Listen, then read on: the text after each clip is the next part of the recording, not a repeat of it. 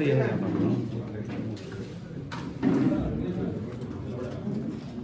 अल्लाह के नाम से जो बड़ा मेहरबान निहायत रहम करने वाला है। आप सबको मैं वेलकम और मुबारकबादी पेश करती हूँ यहाँ पर आने के लिए और इस प्रेस मीट के लिए। और ये प्रेस मीट मैंने इसलिए रखा है कि आपके जरिए इंसाफ की आवाज को लोगों तक पहुंचाने के लिए। मैं नौहिरा शेख जो 1998 से हीरा ग्रुप को स्टैब्लिश किया है और मैंने इंसानियत के हुकूक के लिए, खासकर से औरतों के हुकूक के लिए, उनको एजुकेशनल और उनको इकोनॉमिक और बहुत सारे चीज़ों में ग्रोथ करने के लिए 25 साल तक मैंने मेहनत किया है। और मेहनत करके मैंने उनको इम्प्रूव किया है। नॉट ओनली एजुकेशन, हमारे वुमेन्स में खासकर से घरों में ये तकलीफ होती है कि वो हमेशा ये सोचते हैं, खासकर से मुस्लिम कम्युनिटी के जो औरतें हैं, जो महिलाएं हैं, वो ये सोचते हैं कि हमको कहीं भी कुछ नहीं करना है। तो उनको मैंने एम्पावर किया और उनको मैंने बिजनेस के प्रैक्टिसेस सिखाई और मैंने उनको बिजनेस किस तरह से करना, अपने सेल्फ पे कैसे रहना और किसी के साथ मजबूर नहीं होना, इस बात पर मैंने उनको एम्पावर किया। और मैंने 1998 में हीरा ग्रुप को स्टार्ट किया और उसके बाद कंपनी अननेचुरल नहीं, नेचुरली धीरे धीरे कंपनीज आगे बढ़े और आगे बढ़ने के बाद में कंपनीज इनकॉर्पोरेटर हुए और कंपनीज प्राइवेट लिमिटेड में और लिमिटेड में कन्वर्ट हुए। और इन कंपनीज पर जो बिजनेस चलता था वो एक लीगल प्रोसेस से बिजनेस चल रहा था। और ये कंपनी खासकर से कई औरतों के लिए, इंडिया के लाखों के औरतों के लिए ये कंपनी एक कमाई का जरिया बनी थी और उनको एक जीने का जरिया बनी थी। टेक्सटाइल में, ज्वेलरी में, प्रोडक्ट में, फूड प्रोडक्ट में, सब कुछ बस ये कंपनी बहुत स्मूथली चल रही थी। 1998 से 2008 तक इस कंपनी का ना कोई कंप्लेंट रहा, ना ये कंपनी पर कोई इल्जाम रहा। ये कंपनी स्मूथली 2018 तक ये कंपनी चलती रही। आज मैं प्रेस के जरिए से, मीडिया के जरिए से जो कुछ बातें हैं वो ये बताना चाहती हूँ, ये बहुत जरूरी है सारे हिंदुस्तान के बिजनेसमैन के लिए भी और सारे हिंदुस्तान के वुमेन्स के लिए भी और सब के लिए भी ये बहुत जरूरत है। उसके बाद में कुछ ब्लैकमेलर, कुछ सताने वाले लोग, कुछ एक्सट्रॉशन करने वाले लोग, उन्होंने इलीगल तरीके से हमसे जो डिमांड करते थे उन डिमांडों को हमने पूरा नहीं किया। तो उसके बाद वो लोग जो है कुछ एक छोटी सी बात, एक जीएसटी का छोटा सा प्रॉब्लम आने की वजह से कुछ दिनों तक कस्टमर को पेमेंट की पॉलिसी चेंज हुई। ना कंपनी ने कभी लॉस डिक्लेयर किया था, ना कंपनी ने कोई शोरूम को बंद किया था, ना कंपनी ने कोई ऑफिस को बंद किया था, ना कंपनी की सीईओ कहीं भागी थी, ना कंपनी कहीं पर गई थी। तो एक फॉल्स एलिगेशन लगाकर एक छोटा सा एफआईआर करते हैं और छोटा सा एफआईआर करके मुझे अरेस्ट कर लेते हैं विदाउट नोटिस। एक नोटिस भी नहीं दिए मुझे, क्या तुम इसको देना है क्या नहीं देना है। तो डायरेक्ट एक एफआईआर पे मुझे दिल्ली आके अरेस्ट करते हैं और अरेस्ट करके अंदर रखते हैं। जब मुझे सेशन कोर्ट बेल देती है तो फिर महाराष्ट्र से एक छोटा एफआईआर करके बुलाते हैं। यहाँ तक के ऑफिशियल जो ईओडब्ल्यू हैं वो ईओडब्ल्यू के गाइडलाइंस को भी फॉलो नहीं हुए। उनके लिमिट्स क्या हैं, कितने पेमेंट पे एफआईआर कर सकते हैं, कितने फ्रॉड पर वो इन्वॉल्व हो सकते हैं, उन्होंने सोचा नहीं। 3 लाख पे, 2 लाख पे, 50,000 पे उन्होंने मुझे एफआईआर किया और टोटल इंडिया 2 साल 5 महीने मुझे जो है जुडिशियल कस्टडी में रखे। और इंडिया के सबसे बड़े क्रिमिनल को भी 14 डेज से ज्यादा पीसी में रखना अलाउ नहीं है। मगर मुझे एक औरत होने के बावजूद भी 8 मंथ मोर देन 8 मंथ्स जो है पुलिस कस्टडी में अंडर प्रेशर रखे। एक ही सीईओ थी, एक ही कंपनी थी, वही क्वेश्चन था, वही बात थी, मगर बार बार 14 दिन कस्टडी में लेना, 7 दिन कस्टडी में लेना। इसका मतलब ये था कि जो एक्सटॉर्शन करने वाले थे, जो इसके पीछे हैं, वो ये चाहते थे कि मैं हमेशा अंदर रह जाऊं और वो मेरे प्रॉपर्टियों पर कब्जा कर ले और प्रॉपर्टियों पर जमा कर ले। मैं ये बात बताना चाहती हूं कि जब EOW इकोनॉमिक ऑफेंस अगर इस तरह से करने जाएंगे तो इंडिया की इकोनॉमिक टूट जाएगी। और चाहिए ऑफिशियल को कि वो एक बार चेक करते और फैक्ट को देखते, उसके बाद एक नोटिस देते और पूछते। जब इंसान को अंदर अरेस्ट कर लेते हैं तो फिर उसके बाद वो कोई चीज को भी जो है कुछ नहीं कर सकता। उसके बाद उसके लिए एक बदनामी का ये उठाते हैं, एजेंडा उठाते हैं। उसके बाद हीरा ग्रुप ऑफ कंपनीज के जो लीगल टीम थे तेलंगाना हाई कोर्ट में एक रिट पिटीशन डाले और रिट पिटीशन डालने के बाद तेलंगाना हाई कोर्ट दिसंबर 1923 को जो है एक जजमेंट पास किया कि ये FIR इलीगल है और ये FIR अनकॉन्स्टिट्यूशनल है और इस तरह से कंपनी एक्ट में FIR नहीं कर सकते और इसमें जो है लोकल पुलिस इन्वॉल्व नहीं हो सकती। ये सेंट्रल एजेंसी जो है इसको चेक करेगी। SFIO को जो है टोटल चीजों को फॉरवर्ड किया। उसके बाद भी मुझे बाहर आने नहीं दिए, दूसरे स्टेट को बुलाए, क्योंकि एक स्टेट में तो हो गया तो दूसरे स्टेट को बुलाओ। और जब कहीं से कहीं नहीं मिलता है तो और एक एजेंसी को दे दो, और एक एजेंसी को दे दो। इस तरह से कंपनी को डैमेज करने की पूरी कोशिश की। आज मैं प्रेस मीट के जरिए मेरे देश के पूरे महिलाओं को और मेरे सारे औरतों को जो एम्पावर हुए हैं, जो मेरे सारे हीरा ग्रुप के मेंबर को मैं ये खबर देना चाहती हूँ कि कंपनी कभी भी भागी नहीं है ना भागेगी। और कंपनी आज भी उनके पेमेंट्स को देने के लिए रेडी है और तैयार है। और यहाँ तक कि डेटा सेंटर, जबकि पुलिस को उसकी कोई जरूरत नहीं थी, उसको जाके डैमेज किया और उसको उठा कर लेके गए सारे चीजें भी। और यहाँ तक जब मुझे अरेस्ट किया तो 2 दिन में ना कोर्ट का ऑर्डर था, कुछ नहीं, पूरे शोरूम्स में जाके नोटिस लगा दिए, घरों पे नोटिस लगा दिए और बंद करा दिए। जो company more than 100 crore income tax पे करती है, जो सीईओ अरेस्ट होने से 1 महीने पहले जीएसटी पे करती है, जो कंपनी को चलाने वाली ये सब चीजें अदा करती है, कंप्लीटली जो लीगल फॉर्मेलिटीज है उसको टोटल कंप्लीट करती है। तो अगर इस तरह से 2 लाख का, 25 लाख का, 10 लाख का पेमेंट बोलकर, वो भी लीगल ट्रांजैक्शन जो हुआ उस पेमेंट को लेकर अगर फ्रॉड एलिगेशन लगाकर ऐसा सीईओस को, कंपनी चलाने वालों को अरेस्ट करेंगे तो इंडिया की इकोनॉमी तो टोटल टूट जाएगी। आज मेरे साथ ही नहीं, जब मैं अंदर थी तो काफी लोगों को देखा कि कंपनीज चलाने वालों के साथ, बहुत सारे लोगों के साथ भी ऐसे चीजें होते आते हैं। तो मेरा रिक्वेस्ट यही है, जो लोग कंपनीज के पीछे लगते हैं, जो एक्सटॉर्शन करते हैं, जो डिमांड करते हैं, उनको मौका ना दें। और मैं ये आवाज देना चाहती हूँ कि फाइनेंस मिनिस्ट्री तक मेरी आवाज पहुंचे कि इनके ऊपर एक स्टेप ले कि बिजनेस को गिराने के लिए, इंडियन इकोनॉमी को तोड़ने के लिए ये चीज जो है बहुत ज्यादा मुश्किल वाली होती है। तो हम सबको आराम से बिजनेस करने दे, जो लीगल बिजनेस करते हैं।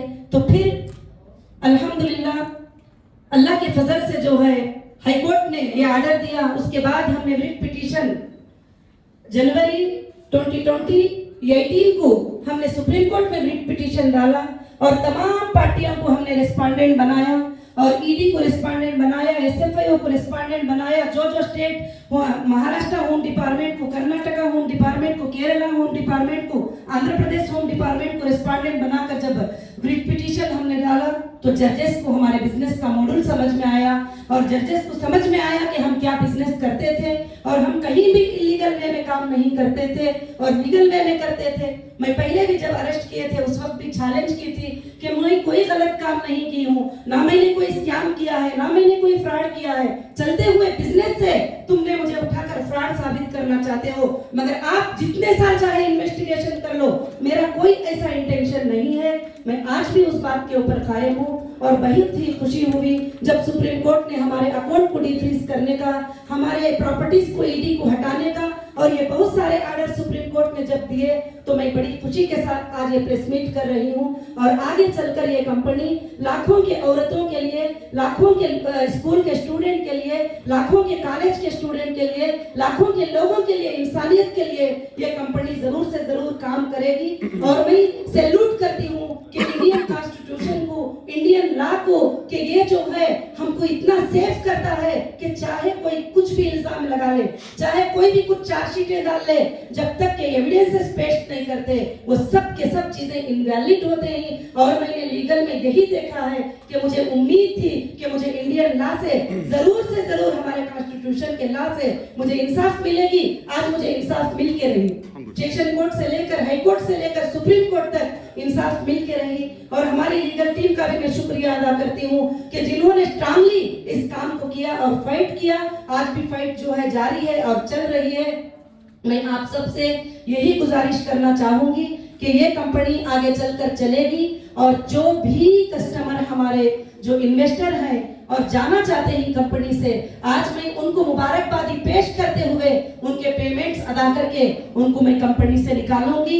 और दूसरी बात, जब सुप्रीम कोर्ट ने कहा कि जो लोग हीरा ग्रुप के साथ ट्रस्ट के साथ रहते हैं उनको लेकर आप बिजनेस करो, तो उसी तरह से जो लोग मेरे साथ ट्रस्ट के साथ रहते हैं मैं उनके लेकर बिजनेस करूंगी। और कंपनी और न्यू पॉलिसीज लाएगी और कंपनी और भी ज्यादा तेजी रफ्तार से ये कंपनी चलेगी। जो हमारे मार्ट 2 साल 5 महीने बंद करके रखे, तो मैं यही पूछना चाहती हूँ कि ये लास्ट के कौन जिम्मेदार है?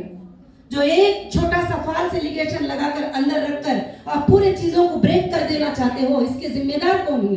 किसने अधिकार दिया हमारे शोरूमों को बंद करने का? किसने अधिकार दिया कि हमारे चीजों को स्टॉप करने का? और अरेस्ट तो कर लिए, मगर तुम प्रूफ करके बाद में करते तो अलग बात थी। मगर आज जो हमारे जो जॉबलेस लोग हो गए और कंपनी में पार्ट टाइम जॉब करने वाले, रेगुलर जॉब करने वाले, कंटिन्यू जॉब करने वाले, मोर देन 20,000 स्टाफ थे। 20,000 स्टाफ की सैलरी कौन देने वाला था? आज उनके घरों के हालात क्या होंगे? और लाखों के लोग इस कंपनी के जरिए से, मंथली प्रॉफिट के जरिए से उनकी जिंदगी जो गुजरती थी, आज उनको जो है कौन रिस्पांसिबल होगा? उनके तकलीफ का, उनकी परेशानी का कौन जो है जिम्मेदारी होगा? मैं यही बात आप सबके जरिए जो है मीडिया के जरिए पहुंचाना चाहती हूँ कि सारे इंडिया की औरतों को मैं ये बात बताना चाहती हूँ कि आप पर कभी भी इलीगल हरासमेंट हो तो आपको डरने की जरूरत नहीं है। आप स्ट्रांगली फाइट करोगे तो कोर्ट्स हमारे साथ हैं, लॉ हमारे साथ है, लॉ में इंसाफ है। आज की लॉ इंसाफ करती है। मुझे बहुत सारे लोगों ने बताया अब कैसे इंसाफ होगी, आप तो मुसलमान है, आपके मेंबर भी मुसलमान है, आपके फलाने भी मुसलमान है, मुसलमान को कैसे इंसाफ मिलेगी? मैंने कहा नहीं, हम हिंदुस्तान के नागरिक हैं, हम सेकुलर कंट्री में हैं, मुसलमान को, हिंदू को, सारे लोगों को बराबरी का हक है, जरूर मुझे इंसाफ मिलेगी। वो मेरा कॉन्फिडेंस और भी बढ़ गया कि जरूर हम सबको इंसाफ मिलेगी।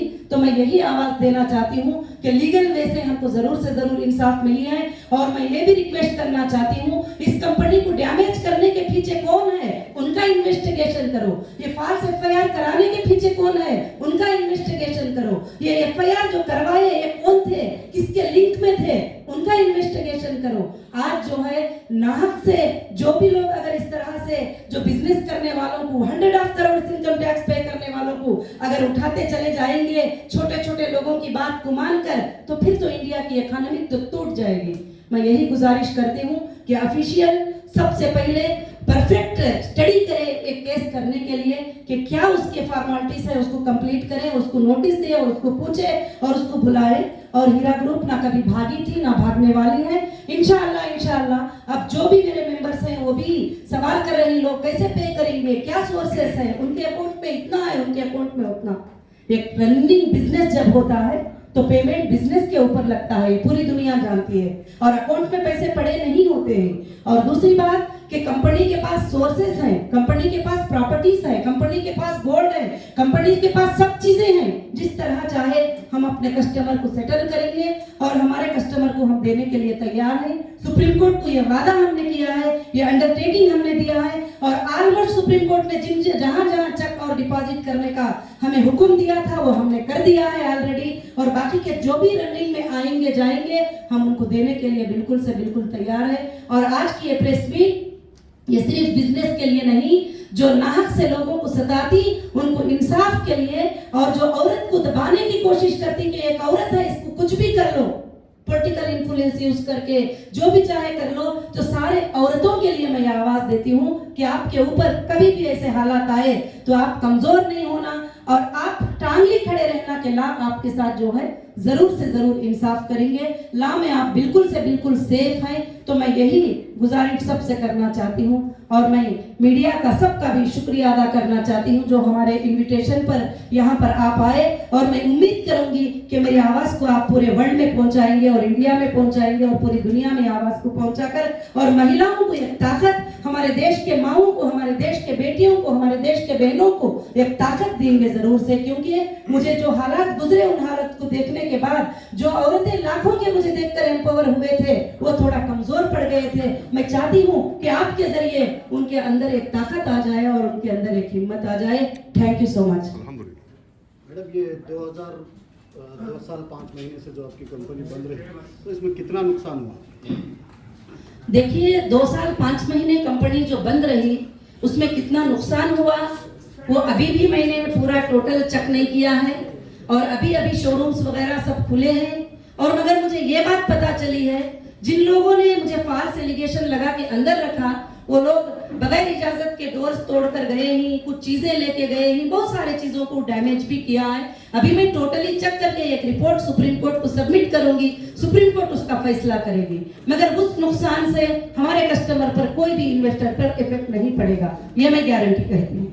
बार बार जब हीरा ग्रुप के ताल्लुक से बात होती है तो हीरा ग्रुप, प्लीज आप एक एक सवाल करिए, मैं ताकि तुमको आसान से जवाब दे सकूं। जब आप एमपीएल स्टार्ट किए थे जी जी, आपको ये स्टार्ट हुआ क्या? आपको किसके ऊपर जब है पॉलिटिकल प्रेशर? देखिए ये मैं एमवीपी जो ऑल इंडिया महिला एम्पावरमेंट पार्टी स्टार्ट की थी वो इसलिए स्टार्ट की थी कि अभी भी हाल में आप देखें कि एक लड़की आयशा का ये हुआ और उसने सुसाइड किया, उसको सपोर्ट नहीं मिलता था माँ बाप के तरफ से भी, उधर हस्बैंड के तरफ से भी, सब। मैंने ऐसे लाखों के औरतों की मदद की, तो मैंने औरतों की सपोर्ट के लिए प्लेटफॉर्म को कायम किया। कुछ पॉलिटिशियन को ये बहुत ही बुरा लगा कि मैं औरतों को लेकर एक पार्टी को कायम किया, और पार्टी का नाम भी महिला एम्पावरमेंट पार्टी और जस्टिस फॉर ह्यूमैनिटी मैंने स्लोगन रखा। और मैं उस वादे पर, उस चीज के ऊपर जो है मैं खड़ी रहूंगी और मैं महिलाओं के लिए, जस्टिस के लिए पूरी जिंदगी फाइट करूंगी। जी, तिरुपति में यूनिवर्सिटी नहीं, तिरुपति में हमारी कॉलेज और जो लड़कियों की है वो ऑलरेडी बहुत सालों से कंप्लीट है। 1000 से ज्यादा गर्ल्स जो है वहाँ पर तालीम हासिल कर रहे हैं। अभी कोविड-19 के सिचुएशन से वहाँ अभी भी तालीम जारी है, बच्चियों की ऑनलाइन पर पढ़ाई चल रही है, और 400 से ज्यादा टीचर्स वहाँ पर बच्चियों को पढ़ाते हैं। और लड़कियों को वहाँ पर मैंने, उन लड़कियों को जो पूर फैमिलीज के होते हैं, जो कभी भी पढ़ाना नहीं चाहते, उन लड़कियों को मैंने एम्पावर किया है। और वो वहाँ पर भी 1998 से शुरुआत है और इंशाल्लाह वो चलता रहेगा। अभी कितने इन्वेस्टर्स को पैसे रिटर्न करना है? आपके पास अभी कितना पैसा आपके अकाउंट में है? जी देखिए, मैं एक बात तो बता सकती हूँ कि कितने क्या है वो मैं डेटा चेक करने के बाद बता सकूंगी, क्योंकि डेटा को मेरे सीसीएस ने फ्रीज करके रखा है। जैसे डेटा देंगे तो मैं ही सर्च कर सकती हूँ। दूसरा, मैं इस बात की गारंटी दे सकती हूँ कि अकाउंट में कितना पैसा है कितना नहीं है वो इश्यू नहीं है। कंपनी के पास इतने सोर्सेस हैं कि जो इन्वेस्टर है मैं उनको टोटल कंप्लीटली अमाउंट देकर उनको ये कर सकती हूँ। अभी आपके पास कितना सोर्सेस है? आप कह रहे हैं कि सोर्सेस देखिए जी, देखिए असेट्स तो देखेंगे तो मोर देन तेलंगाना में 5000 करोड़ से ज्यादा हमारे असेट्स हैं, और जो कस्टमर को देना है वो बहुत ना देने के बराबर है, और इंशाअल्लाह मैं वो देकर भी रहूंगी। भले वो असेट्स हम खरीदे थे तो उस वक्त 1 रुपया था, मगर आज उसके वैल्यूज जो है बहुत बढ़ चुके हैं, और वो वैल्यूज को हम इंशाअल्लाह ये करेंगे। और दूसरी बात, जो भी मार्ट्स बने हैं वो हमारे ओन है, जो भी ऑफिसेस हैं वो हमारे ओन है, कहीं भी हमारी रेंटल लीज ऑफिसेस नहीं है। उसमें मेरे कस्टमर को मैं सेटिस्फाई कर सकती हूँ और उनको पूरा पेमेंट्स मैं अदा कर सकती हूँ। अभी तो पूरे आपके प्रॉपर्टीज जब्त कर दिए, तो अभी आप बेचना चाहे तो भी नहीं कर सकते? जी, जब्त कर लिए और काफी प्रॉपर्टीज को सुप्रीम कोर्ट ने रिलीज कर दिया है, और बाकी का और भी एक फाइनल आर्ग्यूमेंट इंशाल्लाह होगा और मुझे इंसाफ मिलेगी। मुझे ये मालूम है क्यों कि जब हम देना नहीं चाहेंगे तो जब दूसरों को बेचने की इजाजत मिलती है, जब हम खुद देना चाहते हैं, देने वालों का पेमेंट कितना है वो सुप्रीम कोर्ट के नजर में है। हमने सुप्रीम कोर्ट को टोटल बातें सबमिट किया है, तो इंशाल्लाह हमें उम्मीद है कि टोटली हमें रिलीज मिल जाएगा। मैडम, ये 5000 करोड़ जो है ओनली इन तेलंगाना है आपके एसेट्स? हाँ जी, ओनली इन तेलंगाना। जी। अक्रॉस द कंट्री कितने रहेंगे मैडम? अक्रॉस द कंट्री बहुत सारे रहेंगे, मैं अभी टोटली चेक करके नहीं बता सकती। अब्रॉड में क्या रहेंगे? अब्रॉड इन्वेस्टमेंट्स नहीं, अब्राड का कुछ भी इधर नहीं है। आप ईडब्ल्यू के ऊपर को लेकर उनके पास कोई सबूत नहीं मिला जी। और कोर्ट के ऑर्डर के बाद एफआईआर होते गए, जी। तो क्या इसका इल्जाम आप यहाँ पर तेलंगाना से महमूद अली को देते हैं और नेशनल में हमारी यूनियन गवर्नमेंट अमित शाह इसके पीछे है और ईडब्ल्यू के पीछे क्या निर्मला सीतारमण आपके पीछे लगे? कौन लगे आपके पीछे? जी देखिए, मैं ये बात तो मैं ये नहीं कह सकती कि कौन मेरे पीछे लगे हैं। कुछ नॉर्मली पॉलिटिकल लीडर्स हैं, उन्होंने ये प्रेशर डलवा कर ये काम किया है और मैं किसी पर इल्जाम देना नहीं चाहती। मैं ये चाहूंगी, एक रिक्वेस्ट करना चाहूंगी कि वो एक बार चेक करें, ऐसे गलतियों को दोबारा ना होने दें और इंडियन इकोनॉमी को ग्रोथ करने से, वो इंडियन इकोनॉमी गिरने से उसकी हिफाजत करें। बस मैं किसी पर भी इल्जाम तो देना नहीं चाहती। और जो कौन है करके हम सुप्रीम कोर्ट में भी सबमिट कर चुके हैं, कौन हमारे पीछे है हम हाई कोर्ट में भी सबमिट कर चुके हैं, कौन हमारे पीछे है वो पूरा इंडिया जानता है। इंशाल्लाह बहुत जल्द आपके सामने भी फैसला आएगा। फैसला आने के बाद मैं आपको फिर से एक प्रेस मीट करके बताऊंगा। पूरे प्रेस नोट में आप साजिश की बात कर रही है, साजिश कर रहे हैं, पीछे लोग थे, आप जी। उनका नाम ले रही है, आप बोल भी रही है कि पीछे लोग थे जिन्होंने ये किया। 2.5 साल आप जेल में रही उसकी वजह से। जी। कौन लोग हैं उनके नाम बताइए ना। फिर आप पूरी बात वो कर रही है साजिश पे, आप कह रहे हैं हाई कोर्ट में बताया, आप प्रेस के साथ प्रेस मीट बुलाया आपने। जी। आप बताइए कि कौन लोग हैं जो जिनको आप कहती है कि जो पीछे साजिश में आपके पीछे है। जी देखिए कि साजिश में तो मेरे पीछे 2012 में असदुद्दीन ओवैसी साहब ने कंप्लेंट करवाया था और वो कंप्लेंट फेक निकला और उसके बाद मुझे अलग अलग एजेंसियों पर उनके ही लेटर से मुझे अटेंड करना पड़ा और आज भी जो लोग एफआईआर करे हैं टोटल उनसे कनेक्टेड है। और आप सबको ये बात मालूम है, पिछले दिनों में पेपर्स में भी आई है और पार्लियामेंट में खड़कर उनके एमपी ने ये बात बताया कि 50,000 करोड़ का स्कैम जो है हीरा ग्रुप ने कर दिया है। जब एविडेंसेस मांगते हैं तो 50 लाख भी उनके पास नहीं है, 50 रुपये भी नहीं है। फ्रॉड किसको कहते हैं? जो अमाउंट इलीगल हो, जो अमाउंट अनट्रेसेबल हो, जो अमाउंट का मैं हिसाब ना दे सके, वो फ्रॉड होता है। ऐसा अमाउंट तो 50 रुपये भी नहीं मिल सका।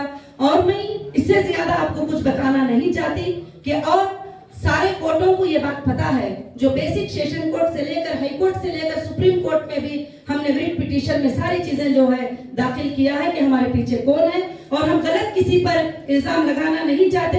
लीगल तरीके से जो हमारे सामने आकर हमको डैमेज करेंगी और हमने कोर्ट को उनको लीगल तरीके से सबमिट किया। जब आपने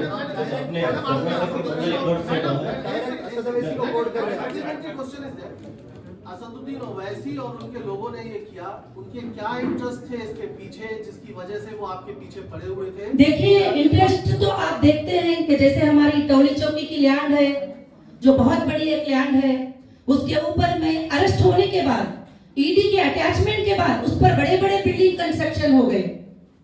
क्यों? उनके ही एरिया में हुए।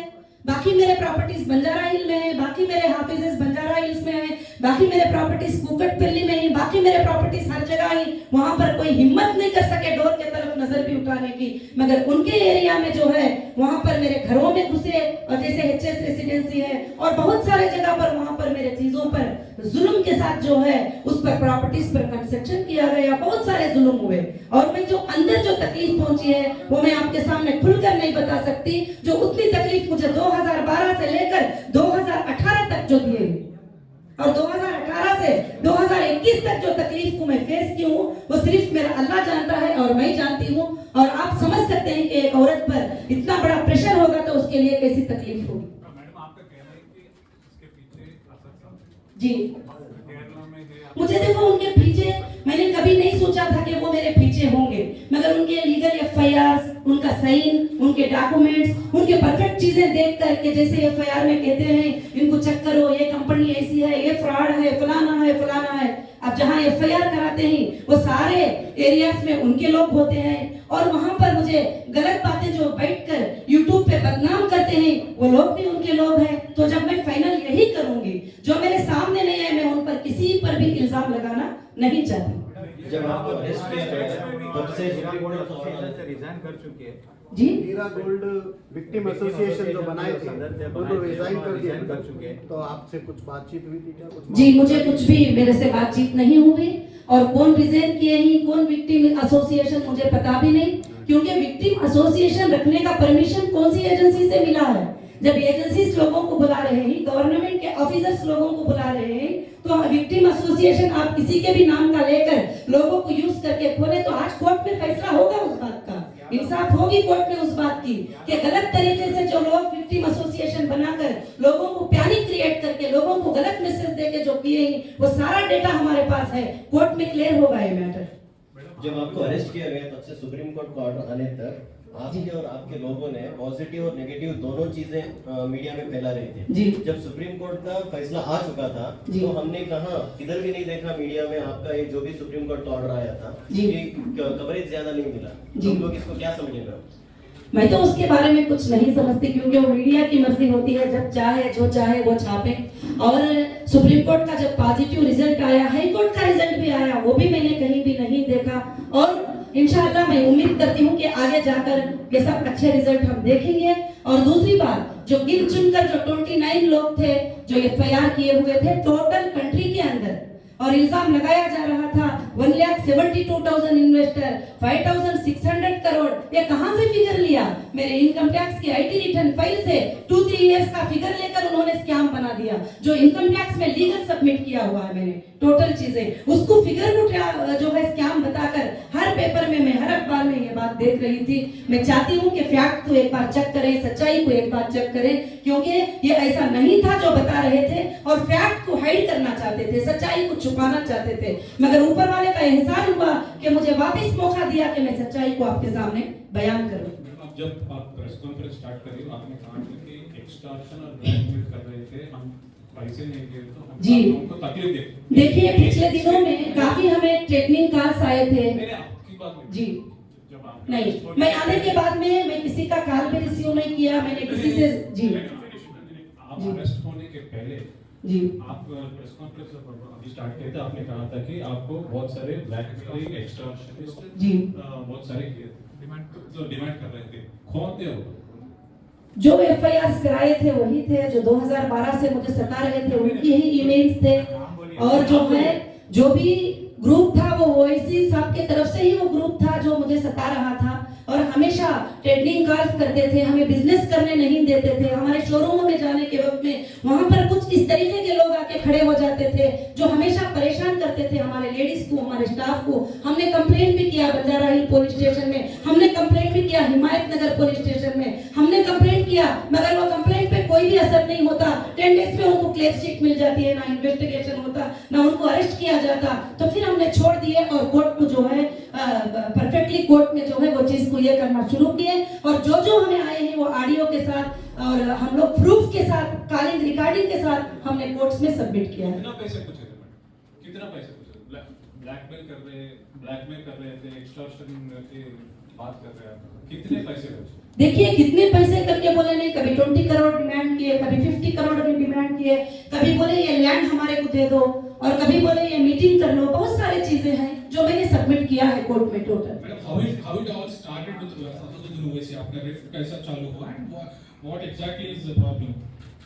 मुझे नहीं पता कि वो कैसे स्टार्ट हुआ, एकदम अचानक 2012 में मुझे सीसीएस ने बुलाया और कहा कि ओवैसी साहब ने डायरेक्टली आपके ऊपर एफआईआर किया है, कोई और नहीं, डायरेक्टली एफआईआर किया है। तो मैंने कहा कि वो तो हमारे इन्वेस्टर नहीं है और उनको मैं कुछ देना लेना भी नहीं है और उनका कुछ भी नहीं है, तो क्यों एफआईआर किया है मुझे तो नहीं पता। उसके बाद उन्होंने एक इन्वेस्टिगेशन किया और करने के बाद क्लियर शीट जो है उन्होंने कोर्ट को सबमिट किया सीसीएस ने। मैंने बोला कर लो इन्वेस्टिगेशन, मुझे कुछ भी बात नहीं है।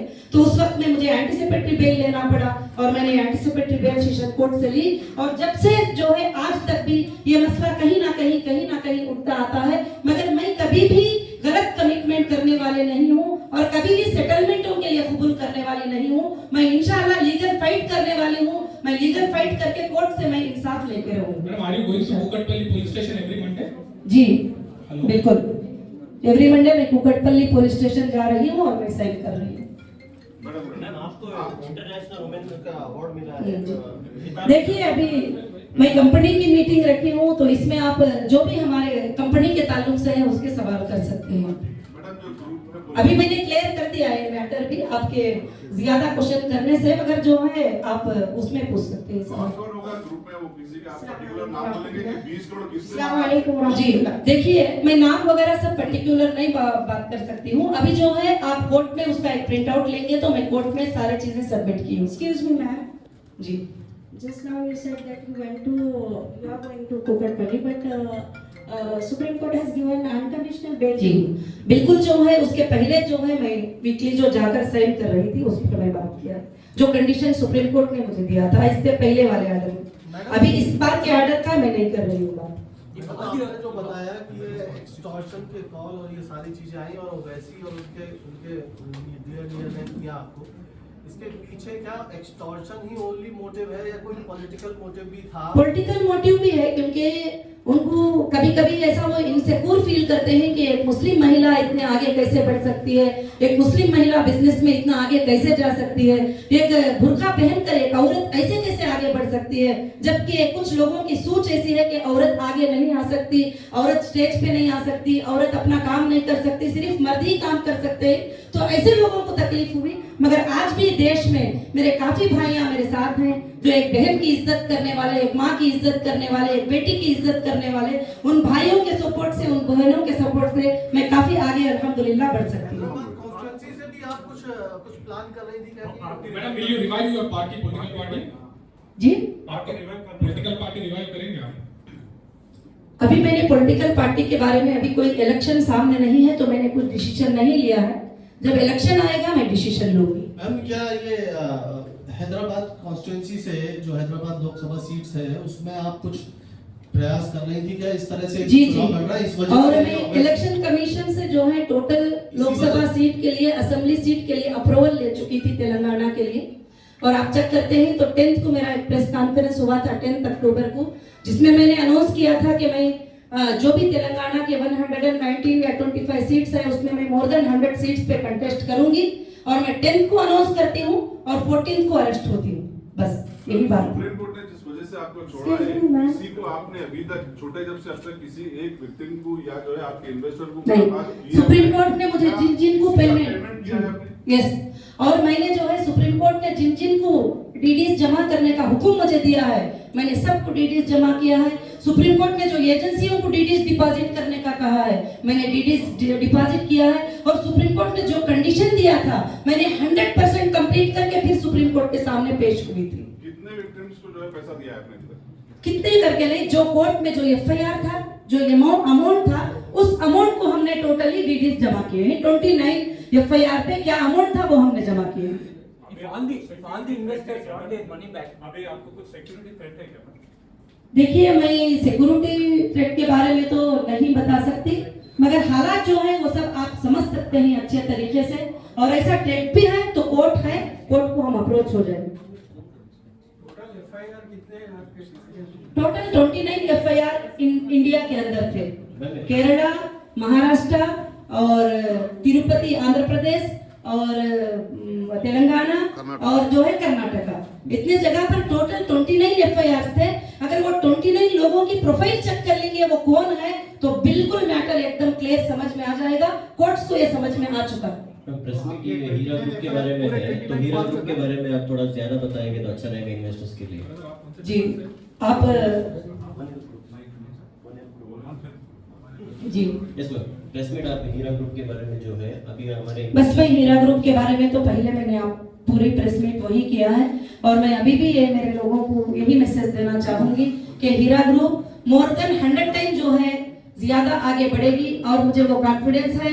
और हीरा ग्रुप ने कभी कोई ना गलत किया है, ना स्कैम किया है, ना किसी को इसमें नुकसान होगा, और जरूर हीरा ग्रुप के जो लोग हैं उनके लिए जो है फायदा ही फायदा रहेगा। और आइंदा हीरा ग्रुप के जो मार्ट्स वगैरह ही रमजान से पहले इंशाल्लाह खुल जाएंगे, मैं यही उनको खुशखबरी देना चाहती हूँ। बस इंडिया के अलावा दूसरे कंट्रीज में भी आप बिजनेस करी है आपकी? जी। पाकिस्तान में भी आपने बिजनेस किया? नहीं फिर पाकिस्तान के एक मौलाना आपके फेवर में बात करेंगे? जी, मुझे नहीं मालूम कौन फेवर में बात करे कौन नहीं। पूरे वर्ल्ड में जब यूट्यूब में वीडियो जाता है तो पूरे वर्ल्ड में जाता है, कौन वर्ल्ड से कहां से क्यों बात करती वो मुझे नहीं पता। बस start returning the before Ramzan you ji. start returning money? पैसे कब वापस देना चालू करोगे? अभी हमारा डेटा सेंटर जब स्टार्ट हो जाएगा, सीसीएस को 2 वीक्स का टाइम सुप्रीम कोर्ट ने दिया है, 1 वीक इज कंप्लीटेड और अदर 1 वीक्स उनके पास टाइम है। उस वक्त तक मेरा डेटा सेंटर ऑन हो जाएगा, मुझे लोगों को आईपीजी नंबर मिलेंगे, प्रॉपर उनका डेटा चेक करके मैं उनको पेमेंट देना स्टार्ट कर दूंगी। Ma'am, if all your investors want their money to be returned, how much time do you need to pay back all your investors? वो मेरे इन्वेस्टर पर और मेरे पर डिपेंड होगा। जब मैं उनको बिठाकर बात करूंगी, कोई मुझे साल का टाइम दे सकता है, कोई महीने का दे सकता है, कोई 1 दिन का, तो वो उस पर डिपेंड होगा। मैं क्लैरिफिकेशन नहीं दे सकती। नहीं, अगर कोई टाइम नहीं दिया बताया सबको, था कि आपका जो पेमेंट देना है वो बहुत कम है जी। और आपके एसेट्स बहुत ज्यादा है, जी। तो फिर आप क्यों टाइम लेना चाह रहे हैं? आपके मैं टाइम क्यों लूंगी? आपको आप पूछ रहे हैं, मुझे टाइम लेने की जरूरत नहीं, ना मेरे कस्टमर मुझे डिमांड करेंगे, क्योंकि जो 20 साल से, 1 मिनट प्लीज, जो 20 साल से 25 साल से मेरे साथ ही, उन्होंने 1 रुपये का 10 रुपये कंपनी से फायदा उठा चुके हैं। ऐसे लोग मेरे सामने आकर नजर भी नहीं मिलाएंगे कि मैंने उनको चीट किया है। और हीरा ग्रुप का एक भी मेंबर मेरे सामने नजर मिला के बोल नहीं सकता कि मैंने उनको चीट किया है, कभी ये नहीं बोल सकते, क्योंकि प्रॉपरली एक एग्रीमेंट के साथ वो इन्वॉल्व हुए हैं और उसमें उन्होंने साइन किया है कि प्रॉफिट और लॉस में भी हम हिस्सेदार हैं। ऐसा नहीं कि मैंने कहीं उनको बहकाया है, जैसे लिखा था 30% ज्यादा दूंगी, 40%, ऐसा नहीं।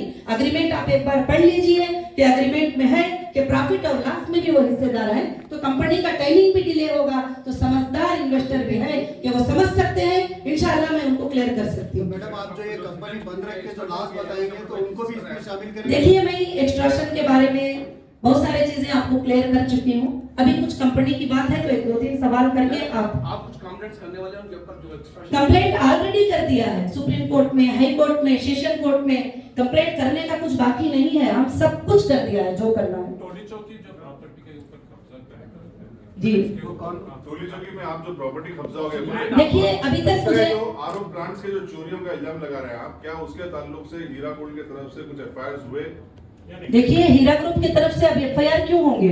हीरा ग्रुप जो भी रिटर्न सबमिट करना है, रिपोर्ट, वो सुप्रीम कोर्ट को करेगी। अब सुप्रीम कोर्ट स्टेप लेगी उसके बारे में। उसके लिए अलग अलग से अब जाकर कंट्रीज में अलग अलग जगह पर करने की जरूरत नहीं है। अब हमारा टोटल मैटर सुप्रीम कोर्ट में है, तो हम हर रिपोर्ट सुप्रीम कोर्ट को देते रहेंगे। मैडम, टोली चौकी लैंड के बारे में कुछ बोल सकते हैं आप? जमीन आपका है, जी। बनाने वाले कोई और है, तो आप देखिए, मुझे वही हैरान हुआ, मैंने जब गाड़ी लेकर गई थी 2 दिन पहले, 3 दिन पहले, ये चीज को देखकर मुझे इतना हैरान हुआ कि जब बना बगैर परमिशन के कोई एक छोटा सा घर बनाता है तो उसको आके ऑफिसर तोड़ के फोड़ के जो है गली में डाल देते हैं। मगर जब हमारी लैंडों पर 774 के बिल्डिंग बन जाते हैं तो वहां पर कोई क्या नजर नहीं मारा, क्या वहीं पर चलकर नहीं देखा? तो साफ नजर आता है कि इसके पीछे किसका हैंड है, कौन है ये सब कराने वाले। तो ये बिल्कुल से साफ बात है। What is the value of the land? कितने एकड़ के land, value of the land and how much? नहीं, वैल्यू तो अभी मैं नहीं बता सकती उसकी, कि बहुत कीमत है। जो हम खरीदे थे तो कम थी, अभी बहुत ज्यादा कीमत की लैंड है वो। More than 1 lakh square yard से ज्यादा जमीन है वहां पर। जी। और ये बात भी मैं आपको बताऊं, आप शॉक हो जाएंगे कि ईडी ने उसको अटैचमेंट किया है। ईडी ने किसके नाम से है, किस कंपनी के नाम से है, ईडी के फाइल में मेंशन है। जब ईडी अपने हाथ में लेने के बाद बिल्डिंग बना सकते हैं, तो सोचिए, मुझे अंदर डालने के बाद ये सब आ गए अटैचमेंट, तो फिर मेरी प्रॉपर्टी की हिफाजत क्यों नहीं हुई? और ऑफिसर्स के गवर्नमेंट के अटैचमेंट के बाद बनाना, तो ये तो कितनी बड़ी हिम्मत की बात है। और यही मैं शॉक हो गई वहां जाकर देखकर कि जब तक के कोई अटैचमेंट्स नहीं थे, हमारी प्रॉपर्टी पर कोई भी नजर भी नहीं डाल सकते थे। मुझे जेल में रखकर और मुझे अंदर रखकर जो है हमारे प्रॉपर्टियों पर बना रहे थे, वो भी ईडी के अटैचमेंट के बाद। ईडी जिस दिन अटैचमेंट की है, टोटली प्रॉपर्टी हीरा रिटेल हैदराबाद प्राइवेट लिमिटेड के नाम से, हीरा गोल्ड एक्सिम लिमिटेड के नाम से वो प्रॉपर्टीज हैं और उसके ऊपर बनाया जा रहा है कंस्ट्रक्शन, तो ईडी के अटैचमेंट के बाद बनाया जा रहा है। आप सोचिए। तो आपका कहना है कि ऑफिसर्स और जो पॉलिटिशियन के ऊपर आप देखिए, कहीं ना कहीं जो है, कहीं ना कहीं ऑफिसर्स को या ऑफिशियल्स को या तो प्रेशर्स होगा, या नहीं तो ऐसा पॉसिबल नहीं है बिल्कुल, क्योंकि कोई अटैचमेंट के बाद बिल्डिंग बना ले और वो देखकर बिल्कुल खामोश रह जाए। तो आपका कहना है कि नेक्सस है? बिल्कुल, हमने सबमिट कर दिया है, ये भी रिपोर्ट्स हमने सबमिट किया है, टोटली एवरीथिंग हमने कोर्ट को सबमिट किया है। अब कोर्ट इंसाफ करेगी हमारे लिए। आपको अभी आपकी प्रॉपर्टीज बेचने के लिए हक है या नहीं? देखिए, बेचने के लिए हक तो हमने अभी मांगा नहीं है, क्योंकि मुझे इतनी जरूरत नहीं है। बेचने के लिए मैंने हक नहीं मांगा है, मैं हक के लिए फाइट कर रही हूँ और काफी हद तक हमारे प्रॉपर्टीज पे कामयाबी मिल चुकी है और काफी हद तक मिलना बाकी है, वो भी इंशाल्लाह आगे मिल जाएगी। Thank you so much.